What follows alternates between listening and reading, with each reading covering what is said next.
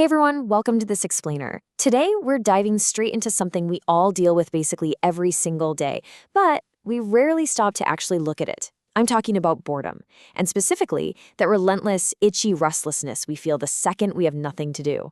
We're going to explore a completely radical way to reframe this, drawing heavily on the insights of the late spiritual teacher Robert Adams. So, get ready, because this explainer might literally change how you experience your own mind. Let's start right here. What is the mind running from? It's kind of a stark question, isn't it? Think about it. When we're forced to just sit in complete stillness, no tasks, no screens, no distractions, our minds instantly go into absolute overdrive. It's almost like a mild panic. But what is it actually terrified of? Okay, let's dive into this. We are living in a world that has essentially declared all-out war on boredom. I mean, every pocket holds a little device that can perfectly cure our boredom in, 3 seconds flat? We're surrounded by these brilliantly designed algorithms whose sole purpose is to make absolutely sure you never have to just sit with yourself for too long. If you've ever, say, closed a social media app, stared at the wall for a split second, and then mindlessly opened that exact same app 3 seconds later, yeah. You know exactly what I mean. That is the 3-second escape in action. The design is flawless. And yet, that restlessness always creeps back, doesn't it? So within seconds of doing absolutely nothing, the mind starts throwing a tantrum. It protests. You've definitely been here. You involuntarily twitch and reach for the phone. Or maybe you start composing some elaborate, brilliant sentence in your head that you're never actually going to type out. Or, and this is my personal favorite, you find yourself rehearsing an argument from 3 weeks ago, finally coming up with the perfect comeback. But listen, here's the absolutely crucial takeaway. This isn't a character flaw. You aren't broken. You aren't undisciplined. This is literally just your mind doing what it's been trained to do by a hyper-fast culture. It's trained to just stay in motion, always producing something to justify its own existence. This brings us to Robert Adams. He was a contemplative teacher who spent decades just sitting in silence and inviting others to do exactly the same. And he observed something truly fascinating. He said, the mind creates problems so that it has something to do. Boom. It's such a massive shift in perspective, right? It's not that our daily problems are always so real or urgent, but a mind without a problem to chew on feels dangerously close to disappearing. The only thing the mind actually knows how to be is busy. So sudden stillness, to the mind, that feels like a literal threat to its survival. Knowing this, we have to completely reframe how we view this whole experience. Boredom isn't just this empty void or some annoying inconvenience we need to swipe away immediately. Actually, it's a threshold. It's a highly effective diagnostic tool. What we label as genuine boredom isn't a lack of things to do at all. It's just the mind's defense mechanism kicking into high gear against stillness. It's a loud, blaring alarm bell telling you that the silent space beneath all that daily noise is finally trying to reveal itself. And the concept of the movie versus the screen brilliantly illustrates this dynamic.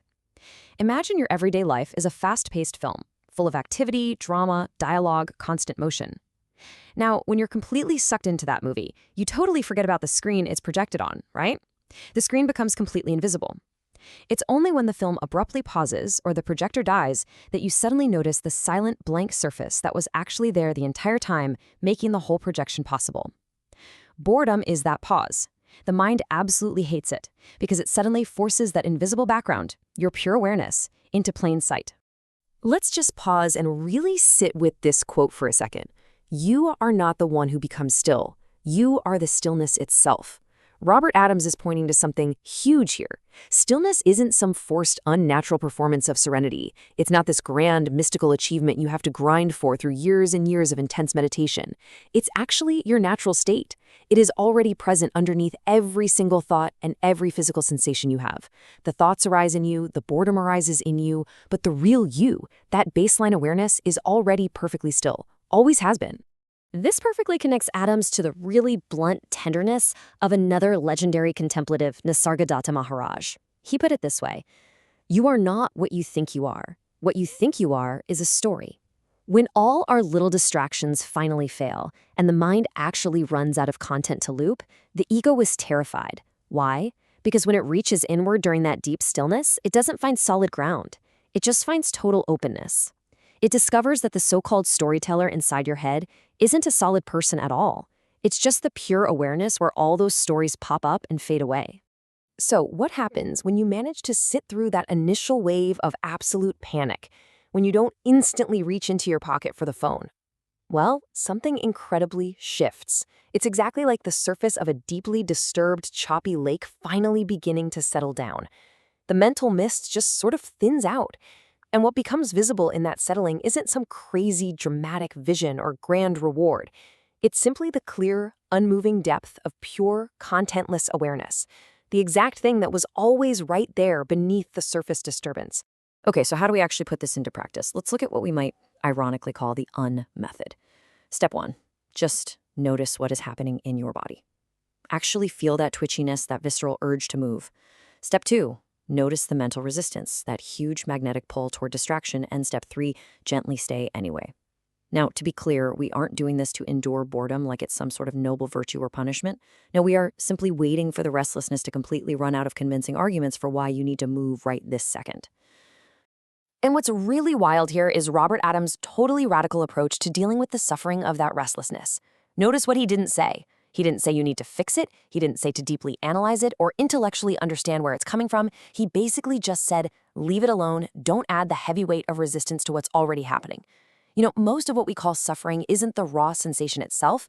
It's our mind actively fighting it, screaming, this shouldn't be happening right now. If you just allow the raw, unedited sensation of boredom to exist without that heavy layer of judgment, it actually begins to dissolve entirely on its own. It's wild. This ultimate dropping of resistance leads to a concept beautifully echoed by the philosopher Alan Watts, the radical okayness. If you can just sit with your boredom all the way down to its very bottom, past the panic, past the reaching, past the itchy discomfort, you unlock something incredibly profound.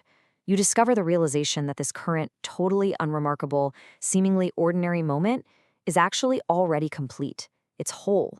It is, in a very fundamental sense, completely enough, exactly as it is, without you needing to do a single thing to it. And so as we wrap up, I want to leave you with this one question to really chew on. Who are you really when there is nothing to do and absolutely nowhere to be? The next time an afternoon stretches out without any demands, or you find yourself with an unexpected gap in your schedule, consider it a gentle invitation. You don't have to instinctively reach for a distraction. Maybe, just maybe, stop running.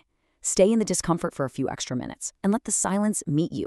You might just find that what you've been running from your entire life wasn't a threat at all. It was home. Thanks so much for joining me on this explainer. See you next time.